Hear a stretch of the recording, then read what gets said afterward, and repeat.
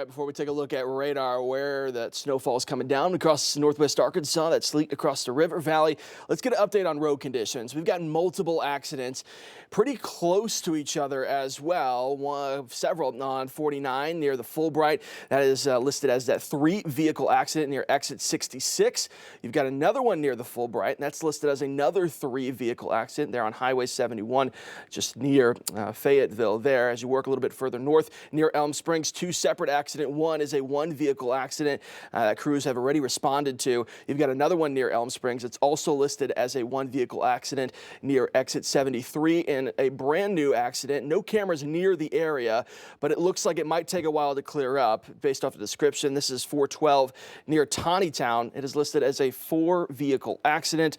That is just a half-mile west of Taneytown. So multiple accidents across parts of Washington County as we head into this afternoon. So far, none of those accidents being reported across Benton County, but you see all that blue there. That is the snow-covered roadways in and around northwest Arkansas across the river valley. You don't see any of those lines being shaded just yet, but just wait. Later on today, we'll eventually start to see more of those road conditions worsening across the river valley. All right, let's take a look at radar right now. It's very active out there. Got a lot of that snow coming down across northwest Arkansas. Got an important note to remember. Those lighter colors, some lighter snow, but when we get to those darker colors, that's some heavier bands moving in. And if you look what's coming for northwest Arkansas, a lot of those heavier bands are about to mix in. This is where we're going to pick up a lot of that accumulation. But now that we're heading into the afternoon, this evening, all this accumulation going to pile up, and that's why those snowfall totals increased over the past 24 hours. Let's take a closer look. Northwest Arkansas, everybody's seeing some type of snow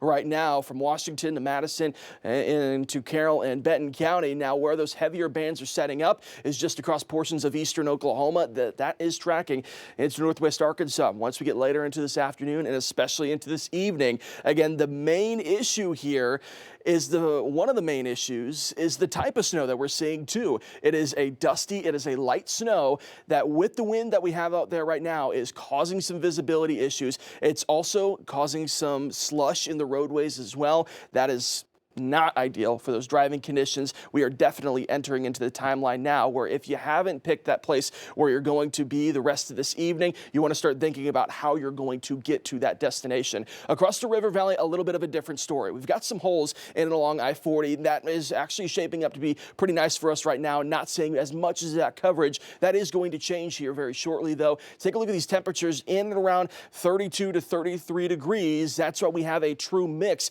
across parts of Scott, parts of Logan, parts of LaFleur, and into Sebastian County as well. Again, as we progress throughout the afternoon into the evening hours, we'll eventually transition over into those snowflakes by the time temperatures get cooler. But overall, that wintry mix right now still is going to hold its own issues. Your snowfall forecast looks like this. Highest accumulation, parts of northwest Arkansas, Benton, Carroll County, 8 to 12 inches of snow, 4 to 8 in Washington and Madison, 2 to 5 for in and around I-40 there in the river valley as you work into Scott and LaFleur. Less snowfall, but more of the chance for some of that freezing rain. Futurecast looks like this, where we're going to be seeing a lot of the chances for that snowfall increasing by the time we get to this evening. Less than the chance of that sleet as that cooler air starts to sink down and these temperatures drop well below freezing in the river valley. By the time we get to tomorrow morning, early in the morning, this system is done, but then it's the cold air that's going to come in behind it. Those alerts issued for the rest of the day today, but also some cold weather alerts issued for the rest of the week as well. That's the second part to the system, where not only today we're seeing the winter precip,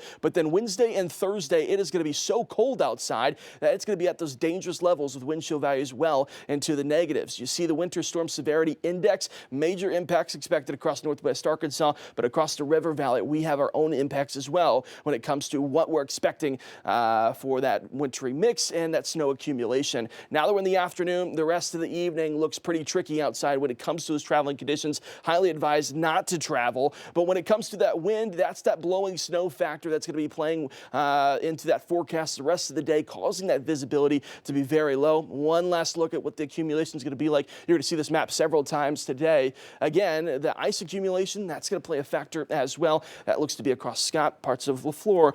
Very low end chance we see any of those power outages, but some slick spots should be expected. I want to show you one quick thing before we get to that 7-day forecast. Here's a look at Wednesday morning. Wind chill values single digits to those negatives, but Thursday morning we're from -5 -5 to -20. Here's a look at that 7-day forecast really quickly. We'll take another look at it towards the end of the show. You got that weather impact alert Tuesday, Wednesday, Thursday. By the time we get to the weekend, though, we warm up above freezing. And believe it or not, by the time we get to next week, we'll see some sunshine break out and daytime highs back up into the low to mid 60s. All right, thanks for that, Stephen. Well, we will have extended coverage of this weather impact alert with a special edition of 5 News at 3 o'clock this afternoon. Chief Meteorologist Scott Covert will track the snow as our crews check in from all across the area. Again, you can watch that 5 News at 3 p.m. right here on Channel 5 and streaming on 5+.